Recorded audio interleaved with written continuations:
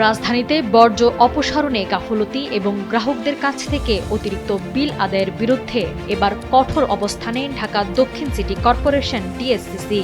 বাসাবাড়ি থেকে নির্ধারিত ১০০ টাকার বেশি বর্জ্য সংগ্রহ বিল আদায়সহ নিয়মিত ময়লা অপসারণে ব্যর্থ হলে সংশ্লিষ্ট বর্জ্য সংগ্রহকারী ঠিকাদারি প্রতিষ্ঠানের লাইসেন্স বাতিল করা হবে বলে হুঁশিয়ারি দিয়েছেন ডিএসসিসির প্রশাসক মোহাম্মদ আব্দুস সালাম।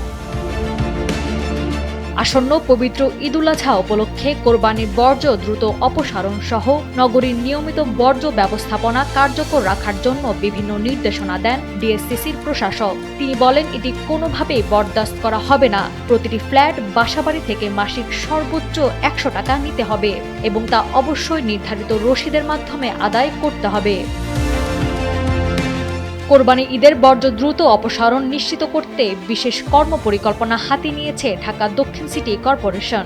এ প্রসঙ্গে ডিএসসিসি প্রশাসক বলেন, কোরবানি ঈদের ৩ দিন কোনো পরিচ্ছন্নতা কর্মী ও সংশ্লিষ্ট কর্মকর্তা ছুটিতে থাকতে পারবেন না। প্রতিটি ওয়ার্ড সম্পূর্ণ বর্জ্যমুক্ত না হওয়া পর্যন্ত কর্মীদের মাঠ থেকে দায়িত্ব পালন করতে হবে।